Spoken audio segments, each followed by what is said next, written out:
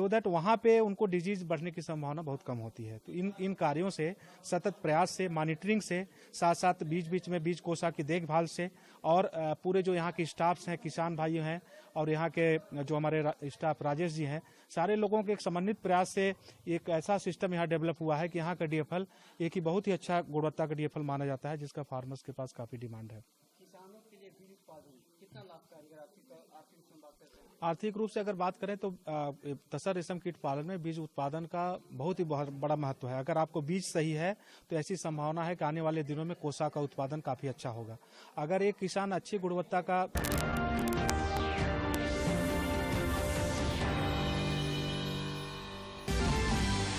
केंद्र सरकार के पेट्रोल और डीजल की कीमतों में कटौती के बाद 23 राज्यों और केंद्र शासित प्रदेशों ने भी वैट में की कमी।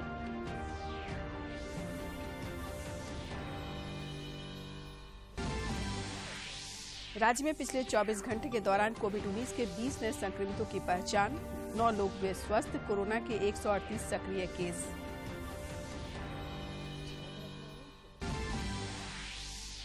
भाई दूज पर बहनों ने की भाइयों को तिलक लगाकर लंबी उम्र की कामना। प्रधानमंत्री नरेंद्र मोदी ने देशवासियों को दी शुभकामनाएं।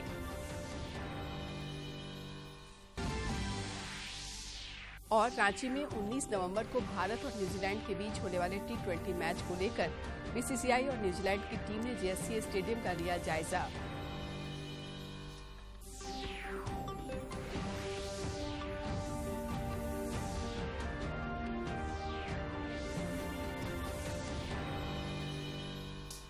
नमस्कार, खबरें झारखंड में आपका स्वागत है। मैं हूं शीला और समाचारों में आगे बढ़ने से पहले ये संदेश। देश ने कोविड टीकाकरण अभियान के अंतर्गत 100 करोड़ टीके लगाने का लक्ष्य हासिल कर इतिहास रच दिया है। इस महत्वपूर्ण कार्य में योगदान करने वाले चिकित्सकों, नर्सों और अन्य स्वास्थ्यकर्मियों का दूरदर्शन अभिनंदन करता है। इसके साथ ही हम आपको सतर्क भी करना चाहते हैं कि कोविड अभी समाप्त नहीं हुआ है। आप सभी से हमारी अपील है कि यथाशीघ्र दोनों टीके लगवाएं और अन्य लोगों को भी टीके लगवाने के लिए प्रेरित करें। त्योहारों के समय कृपया इन 3 आसान उपायों का पालन अवश्य करें। मास्क लगाएं, 2 गज की सुरक्षित दूरी बनाए रखें, बार बार हाथ धोएं और चेहरा साफ रखें। कोविड से संबंधित जानकारी और मार्गदर्शन के लिए राष्ट्रीय हेल्पलाइन काम कर रही हैं। इनके नंबर हैं 0123-978046 और 1075। इसके अलावा राज्य हेल्पलाइन नंबर 104 डायल कर समस्या का त्वरित समाधान लिया जा सकता है। और अब समाचार विस्तार से। केंद्र सरकार के पेट्रोल और डीजल की कीमत में कटौती के बाद अब तक देश के 23 राज्यों और केंद्र शासित प्रदेशों ने वैट में कटौती कर दी है। कांग्रेस शासित राज्य तेल की कीमतों को लेकर वैट क्यों कम नहीं कर रहे हैं? दरअसल केंद्र सरकार की ओर से डीजल पेट्रोल की एक्साइज ड्यूटी कम करने के बाद बीजेपी शासित राज्यों ने भी वैट घटाने की घोषणा कर दी है, जिससे उन राज्यों में तेल के दाम अब पहले की अपेक्षा काफी कम हो गए हैं, जिसके बाद अब बीजेपी ने कांग्रेस पर निशाना साधना शुरू कर दिया है। बीजेपी प्रवक्ता ने कहा कि महाराष्ट्र, पश्चिम बंगाल, पंजाब, दिल्ली, छत्तीसगढ़ में वैट कम क्यों नहीं हो रहा, जबकि बीजेपी शासित राज्यों में कटौती हो रही है। गौरव भाटिया ने कहा कि कांग्रेस की सरकारें आम जनता से जुड़ा ठोस फैसला क्यों नहीं ले पा रही हैं। भारतीय जनता पार्टी ने कांग्रेस और अन्य विपक्षी दल के शासित वाले राज्यों में पेट्रोल और डीजल पर वैट कम नहीं करने पर कड़ी आलोचना की है। पार्टी के प्रवक्ता गौरव भाटिया ने कहा कि पेट्रोल और डीजल पर उत्पाद शुल्क घटाने की केंद्र की घोषणा के तुरंत बाद भाजपा शासित राज्यों ने वैट में कमी कर दी थी।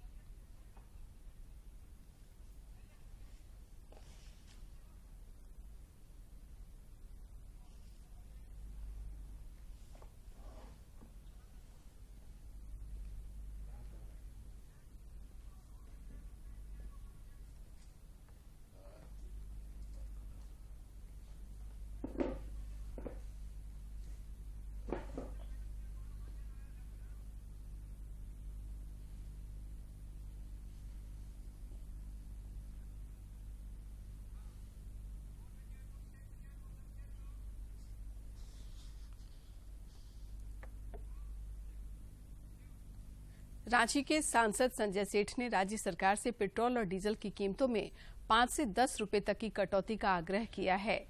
उन्होंने कहा कि कई राज्यों ने वैट में कटौती कर दिया है, इसलिए झारखंड सरकार को भी प्रदेशवासियों को राहत देते हुए पेट्रोल डीजल के वैट में कमी करना चाहिए। केंद्रीय स्वास्थ्य मंत्रालय के अनुसार देश में पिछले 24 घंटे के दौरान कोविड-19 के 10,929 नए मामले सामने आए हैं। कोरोना के 10,929 नए मामले दर्ज किए गए। वहीं पिछले 24 घंटों में 12,509 मरीज उपचार कराकर स्वस्थ हो चुके हैं, जिसके बाद देश में रिकवरी रेट बढ़कर 98.23% हो गया है। सक्रिय मामलों की संख्या कुल संख्या घटकर 1,46,950 रह। इधर झारखंड में पिछले 24 घंटे के दौरान 20 नए संक्रमितों की पहचान की गई है। वहीं 9 लोगों ने कोविड को हराकर जिंदगी की जंग जीती है। राज्य में फिलहाल कोरोना के 138 केस शेष हैं, जबकि रिकवरी रेट 98.48% है। गढ़वा के उपायुक्त राजेश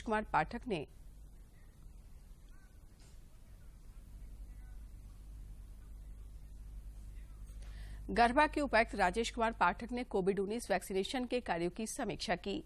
मौके पर उपायुक्त ने वैक्सीनेशन कार्य में तेजी लाने के लिए सभी पदाधिकारियों, प्रखंड विकास पदाधिकारियों, अंचलाधिकारियों और सभी प्रभारी चिकित्सा पदाधिकारियों को प्रथम चरण में जिले के 8 प्रखंडों में टीकाकरण के लिए विशेष अभियान चलाने का निर्देश दिया। उपायुक्त के निर्देश पर 7, 8 और 9 नवंबर को जिले में गहन टीकाकरण अभियान चलाया जाएगा। देश में कोविड के खिलाफ जारी जंग में टीकाकरण अभियान तेज गति से चल रहा है। केंद्रीय स्वास्थ्य मंत्रालय के अनुसार देश में 1,07,92,00,000 से अधिक लोगों को कोविड रोधी टीके लगाए जा चुके हैं। कोविड महामारी के खिलाफ सबसे प्रभावी हथियार के रूप में शुरू किए गए टीकाकरण अभियान के तहत देश में अब तक 107,92,00,000 से अधिक टीकों की खुराक दी जा चुकी है। बीते 24 घंटों में 20,75,000 से अधिक कोरोना टीके की खुराक दी गई।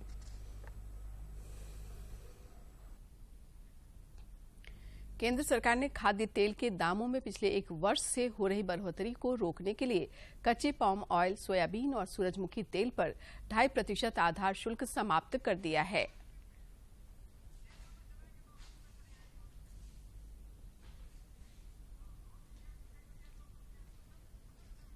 %20 से घटाकर 7.5% तथा कच्चे सोयाबीन तेल और कच्चे सूरजमुखी तेल पर कृषि उपकर घटाकर 5% कर दिया गया है। इस कटौती के बाद कच्चे पाम ऑयल पर कुल शुल्क अब 7.5%, कच्चे सोयाबीन और सनफ्लावर तेल पर 5% रह गया है। रिफाइंड पामोलिन तेल, रिफाइंड सोयाबीन तेल और रिफाइंड सनफ्लावर तेल पर आधार शुल्क 32.5% से घटाकर 17.5% कर दिया गया है। कटौती से पहले सभी कच्चे खाद्य तेलों पर कृषि ढांचागत उपकर 20% था। कटौती के बाद कच्चे पाम ऑयल पर प्रभावी शुल्क 8.25%, जबकि कच्चे सोयाबीन और सनफ्लावर दोनों प्रकार के तेल पर 5.5% होगा। खाद्य तेल की कीमतों पर अंकुश के लिए सरकार ने पाम ऑयल, सनफ्लावर और सोयाबीन तेल पर आयात शुल्क को तर्कसंगत बनाया है। इसके अलावा राष्ट्रीय कमोडिटी एंड डेरिवेटिव एक्सचेंज पर कच्चे तेल का वायदा कारोबार स्थगित कर दिया गया है और भंडारण सीमा लागू कर दी गई है। मुख्यमंत्री हेमंत सोरेन को 3 सदस्यीय उच्च स्तरीय समिति ने सरकारी सेवाओं और पदों के अधीन प्रोन्नति, प्रशासनिक दक्षता और क्रीमी लेयर में अनुसूचित जातियों और अनुसूचित जनजातियों के प्रतिनिधित्व से संबंधित रिपोर्ट सौंप दी है। समिति में अपर मुख्य सचिव एल ख्यांगते, प्रधान सचिव वंदना डाडेल और सचिव के सोन शामिल थे। समाचारों का सिलसिला जारी रहेगा, लेकिन इस विराम के बाद कुछ नहीं जानते हैं। अभी हमको दूसरा बच्चा नहीं चाहिए, इसको गिराना होगा। अरे बुड़बक, अभी इसका 3रा महीना है और क्या हुआ? जो भी तेरी बेटी 2 साल की है, हम संभाल लेंगे सब कुछ। रहने दो अम्मा, इस नादान को हम समझाते हैं। इधर सुन, देख भाई, एक नादानी तो तुमने पहले कर दी, 2 बच्चों के बीच में 3 वर्ष का अंतर न करके। अब अगर गर्भपात कराना ही है तो किसी सरकारी अस्पताल में जाकर करानी चाहिए, जहाँ सब कुछ सुरक्षित होगा और वो भी निःशुल्क। गर्भपात नहीं आसान, सुरक्षा का रखें ध्यान। सभी को मेरी तरफ से जोहार, नमस्ते। त्योहारों का मौसम है। दीपावली, काली पूजा, छठ, सोहराय, अनेकों त्योहार हमारे सामने। खुशियों का महीना है। सभी लोगों को मेरी ओर से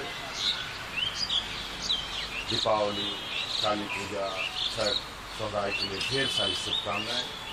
और याद रखें, कोरोना अभी समाप्त नहीं हुआ है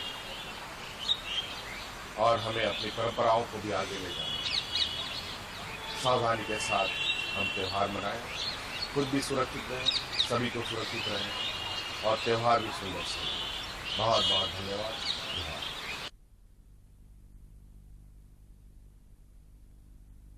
हरिया, तेरा छुटका एकदम कमजोर लग रहा है। ठीक से खाना वाना नहीं खिलाते क्या?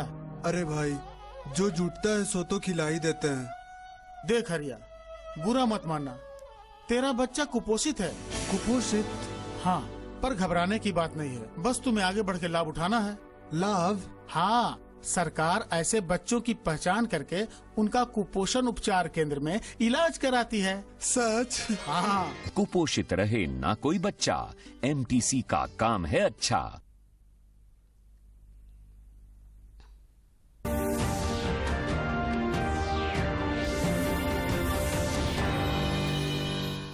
खबरें झारखंड में आपका फिर से स्वागत है।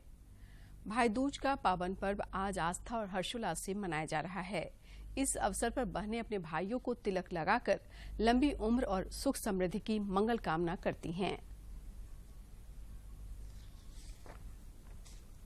देश भर में आज भाई दूज का त्योहार हर्षोल्लास के साथ मनाया जा रहा है। भाई दूज के अवसर पर बहनें अपने भाइयों को तिलक लगाकर उनकी लंबी उम्र की कामना करती हैं।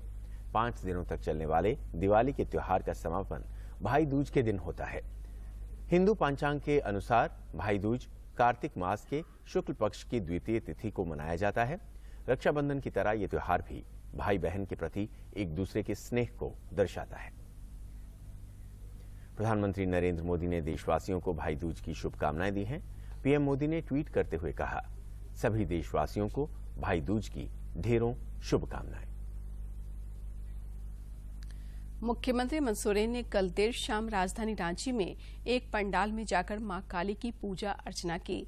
इस दौरान श्री सोरेन ने मां काली से राज्यवासियों के लिए सुख समृद्धि की मंगल कामना की।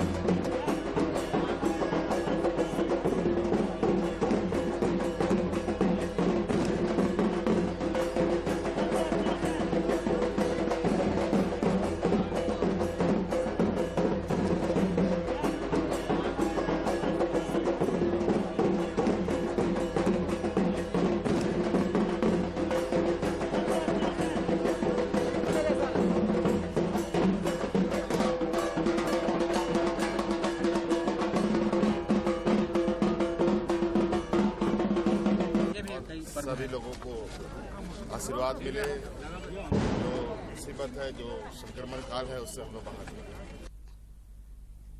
रेलवे ने आगामी पर्व त्योहारों को देखते हुए विशेष रेलगाड़ी चलाने का निर्णय लिया है। इसके तहत रेलवे ने हटिया पटना हटिया ट्रेन संख्या 08622 08621 को 9 नवंबर से सप्ताह में 3 स्पेशल ट्रेन बनाकर चलाने का निर्णय लिया है। इसके अलावा टाटानगर बरकाकाना टाटानगर स्पेशल ट्रेन का भी परिचालन 9 नवंबर से चलाया जाएगा। वहीं सिकंदराबाद बलिया छठ स्पेशल ट्रेन कल से रांची होकर चलेगी। छठ पर्व को देखते हुए रांची सदर अनुमंडल पदाधिकारी दीपक दुबे और नगर पुलिस अधीक्षक सौरभ समेत अन्य अधिकारियों ने हटिया डैम, कांके डैम, चडरी और बड़ा तालाब का जायजा लिया। मौके पर श्री दुबे ने बताया कि सभी तालाबों का जलस्तर बढ़ा हुआ है, इसलिए छठ घाटों पर खतरे का आकलन किया जा रहा है। उन्होंने बताया कि डेंजर जोन से पहले रेड रिबन से बैरिकेडिंग की जाएगी।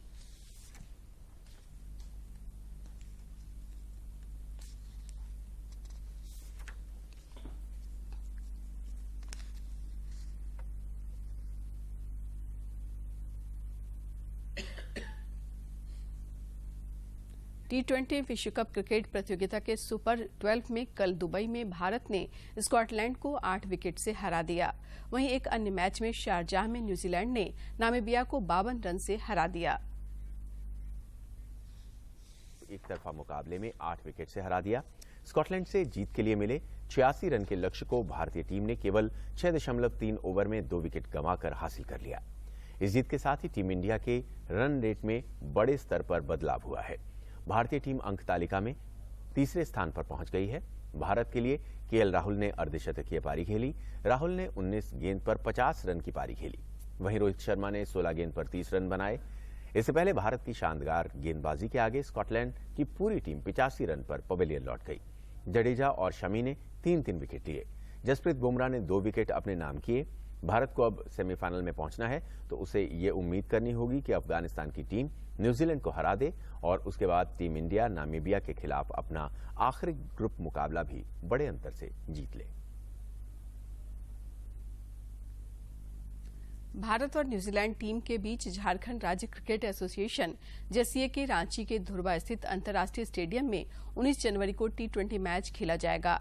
इसे लेकर बीसीसीआई और न्यूजीलैंड टीम की 5 सदस्यीय संयुक्त टीम ने कल स्टेडियम का दौरा किया। सभी सदस्यों ने स्टेडियम में उपलब्ध सुविधाओं का जायजा लिया।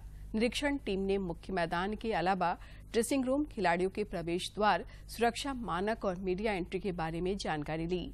टीम ने जेसीए सदस्यों को कोरोना महामारी के मद्देनजर खिलाड़ियों के लिए बायो बबल की सुविधा और सुरक्षा को लेकर आवश्यक दिशा निर्देश दिए। भारतीय अंतर्राष्ट्रीय फिल्म महोत्सव ने भारतीय पैनोरमा में प्रदर्शित होने वाली 25 फीचर और 20 गैर फीचर फिल्मों की घोषणा कर दी है। इन फिल्मों का प्रदर्शन इस महीने 20 से 28 तारीख तक गोवा में फिल्म महोत्सव में किया जाएगा। हर साल गोवा में आयोजित होने वाले अंतर्राष्ट्रीय फिल्म समारोह के 52वें संस्करण के शुरू होने में अब कुछ ही वक्त बाकी है। ऐसे में इसकी तैयारी को लेकर कोई कसर नहीं छोड़ी जा रही।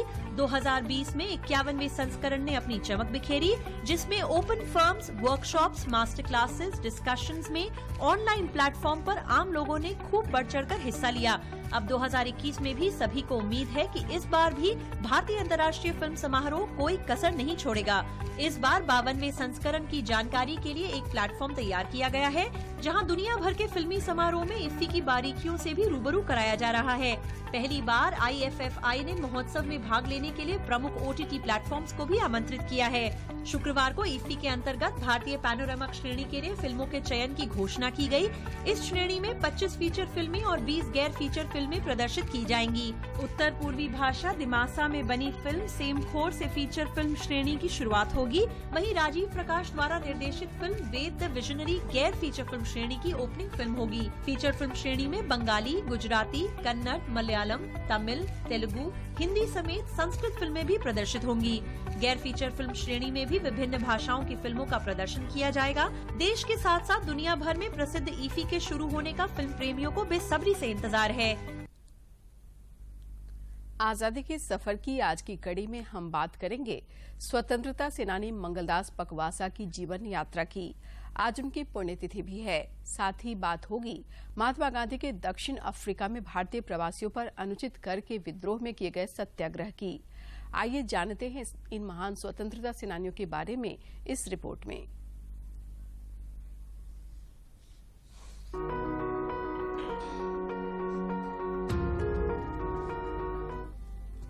आज की कड़ी में हम स्वतंत्रता सेनानी मंगलदास पकवासा को याद कर रहे हैं, जो 6 नवंबर 1967 को हमें छोड़कर चले गए थे।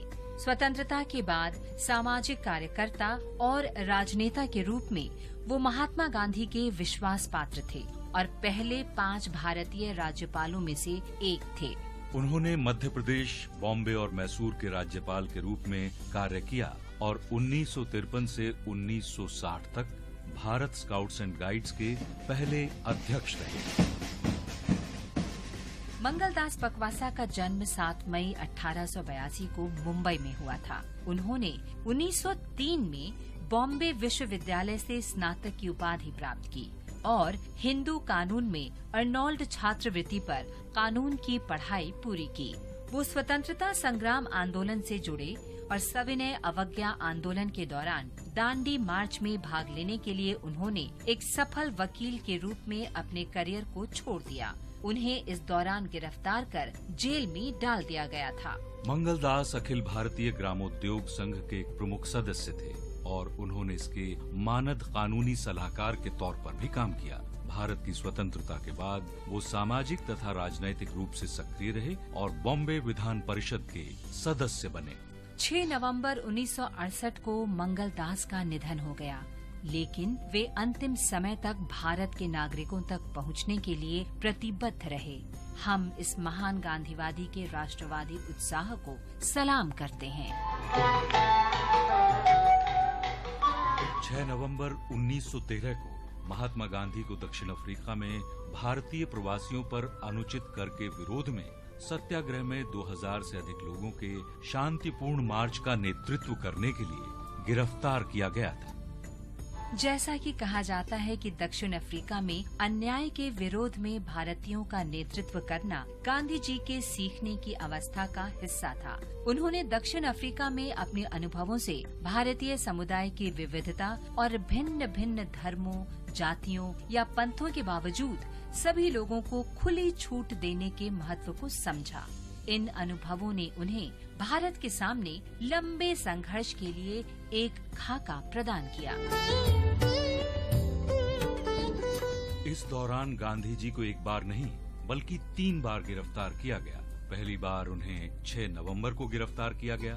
फिर अगले दिन गांधी जी के एक अच्छे दोस्त हरमन कॉलनबैक द्वारा भुगतान की गई जमानत पर रिहा कर दिया गया। 8 तारीख को उन्हें फिर से गिरफ्तार कर लिया गया और उसी दिन रिहा कर दिया गया। लेकिन अगले ही दिन यानी 9 तारीख को एक बार फिर गिरफ्तार किया गया था उन्हें। पहले उन्हें 9 महीने की कैद की सजा सुनाई गई और बाद में इसे 12 महीने तक बढ़ा दिया गया। हालांकि उन्हें अप्रत्याशित रूप से 18 दिसंबर 1913 को रिहा कर दिया गया था। 1914 में भारतीय राहत विधेयक में उन भारतीयों पर लगाए गए 3 पाउंड कर को समाप्त करने का प्रावधान किया गया जिन्होंने अपने अनुबंधों का नवीकरण नहीं कराया था। भारतीय प्रथागत विवाह की वैधता को भी मान्यता दे दी गई थी। इस प्रकार शांतिपूर्ण संघर्ष ने अपने उद्देश्यों को प्राप्त किया।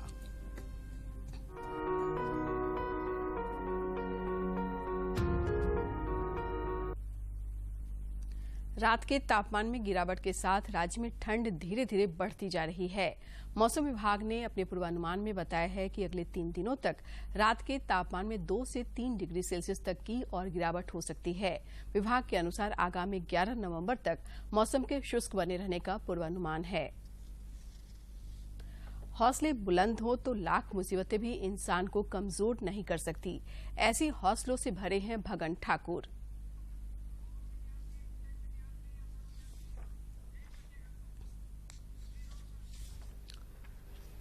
इंसान की जिंदगी में कई मुश्किलें आती हैं। कोई लड़खड़ा जाता है तो कोई हिम्मत से काम लेकर मिसाल बन जाता है।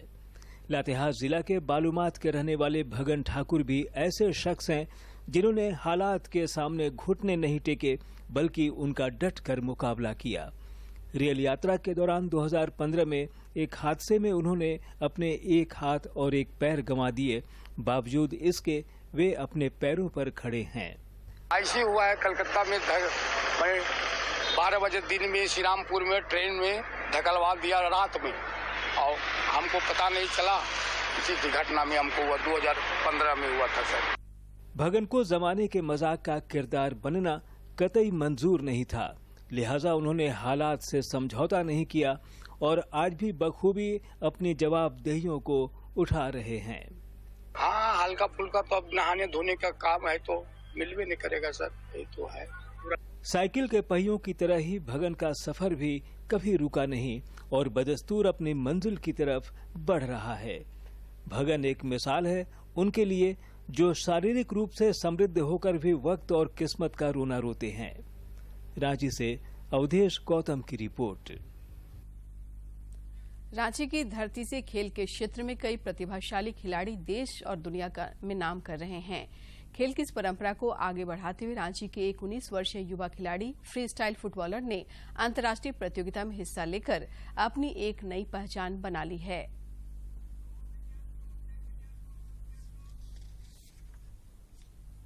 रांची के 19 वर्षीय संदीप सिंह का शौक, जुनून, सपना और करियर जो भी है वो फुटबॉल है। फ्री स्टाइल फुटबॉल के क्षेत्र में राष्ट्रीय स्तर पर चौथा स्थान बना लिया है, जबकि अंतर्राष्ट्रीय स्तर पर होने वाले red bull street style world championship 2020 में उन्होंने 200वां स्थान हासिल किया है। छोटी सी उम्र में इस मुकाम पर पहुंचने के लिए संदीप ग्राउंड में जमकर पसीना बहाते हैं। ये फुटबॉल फ्री स्टाइल बोला जाता है और ये बाहर देशों में ज़्यादा खेला जाता है, अभी इंडिया में उतना नहीं है। तो लास्ट ईयर मैं भी पार्टिसिपेट किया था red bull street style world championship में, तो मेरा रैंक आया था टॉप 200 में आया था और इंडिया में टॉप 4 में आया था। सफलता किसी को यूं ही नहीं मिल जाती है, राह में कई मुश्किलों का सामना भी करना पड़ता है। संदीप के साथ भी कुछ ऐसा ही हुआ है। पिता के अचानक गुजर जाने के बाद इनके जीवन में कई तरह की परेशानियां आईं, लेकिन संदीप ने कभी हौसले को टूटने नहीं दिया। जी सर, जैसे कि मैं बचपन से मतलब फुटबॉल से मेरा काफ़ी लगाव था और बचपन से मैं फुटबॉल खेलता हूँ। तो एक टाइम मतलब ऐसा हुआ कि पापा का डेथ हो गया था, उस टाइम से मतलब बहुत परेशानी का सामना करना पड़ा, फाइनेंशियल कंडीशन या और मतलब बहुत दिक्कत हो गया था उस टाइम। लेकिन फिर भी मैंने फोकस किया अपने फुटबॉल पे और साथ में पढ़ाई लिखाई करते करते। संदीप सफल फ्री स्टाइल फुटबॉलर बनता देख परिवार के साथ समाज के लोग भी अपने आप को काफी गौरवान्वित महसूस करते हैं। फुटबॉल की एक अलग विधा खेलने की वजह से कई लोग पहले संदीप को समझ भी नहीं पाते थे। मेरे दादाजी बोला करते थे कि पढ़ोगे लिखोगे तो होगे नवाब, खेलोगे कूदोगे तो होगे खराब। तो पूरा पढ़ाई का प्रेशर था हम लोगों के ऊपर, इनके ऊपर भी। बट इन्होंने अपना स्ट्रीम नहीं चेंज किया, इन्होंने स्पोर्ट्स को ही चुना, इन्होंने फ्री स्टाइल फुटबॉल को ही चुना। जैसे जैसे मैंने इनको समय रहते देखा, ये नई नई शैली से फुटबॉल को नचाते हैं, घुमाते हैं, बिना हाथ लगाए फुटबॉल को उसके साथ खेलते हैं। और इनको जो है बहुत सारे जगह पे ये इसका प्रतिनिधित्व भी करते हैं, जिससे कि इनको एक अलग पहचान मिला। पढ़ोगे लिखोगे तो बनोगे नवाब, खेलोगे कूदोगे तो होगे खराब, ये बातें अब बहुत पुरानी हो गई हैं।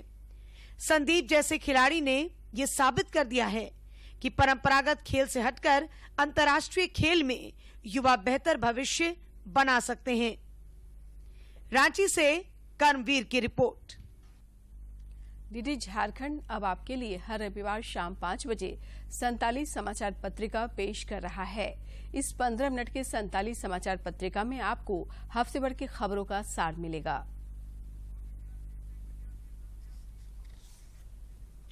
निज भाषा उन्नति है, सब उन्नति को मूल, बिन निज भाषा ज्ञान के मिटन नहीं। जोहार खबर झारखंड रे आपेया अतंग दरम। अब आपके लोकप्रिय चैनल डीडी झारखंड पर हर रविवार शाम 5 बजे से देखिए संथाली भाषा का साप्ताहिक समाचार खबर संथाली, जिसमें आपको अपनी भाषा में समसामयिक गतिविधियों और कला संस्कृति से जुड़ी खबरों की बहुरंगी छटा देखने को मिलेगी। डीडी झारखंड के इस नई शुरुआत का आप भी हिस्सा बने और निज भाषा में समाचार देखें। तो याद रखिए, दिन रविवार, समय शाम 5 बजे। दूरदर्शन झारखंड पर पल पल की खबरों से जुड़े रहने के लिए आप हमारे social media platform Twitter, Facebook और यूट्यूब से जुड़ सकते हैं, क्योंकि खबरों से जितना बाखबर रहना जरूरी है, उससे ज्यादा जरूरी है सटीक, संतुलित और निष्पक्ष समाचार। हमारा ट्विटर हैंडल और फेसबुक पेज है डीडी न्यूज झारखंड। आप हमें YouTube channel Jharkhand DD news पर भी देख और सुन सकते हैं। अंत में मुख्य समाचार एक बार फिर।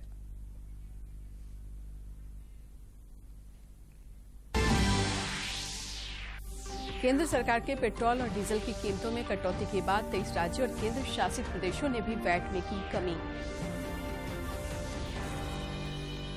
राज्य में पिछले 24 घंटे के दौरान कोविड-19 के 20 नए संक्रमितों की पहचान, 9 लोग हुए स्वस्थ। कोरोना के 138 सक्रिय केस।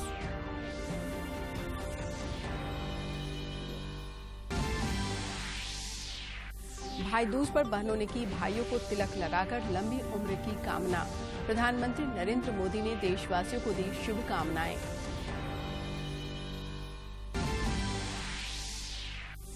और रांची में 19 नवंबर को भारत और न्यूजीलैंड के बीच होने वाले T20 मैच को लेकर बीसीसीआई और न्यूजीलैंड की टीम ने जीएससी स्टेडियम का लिया जायजा।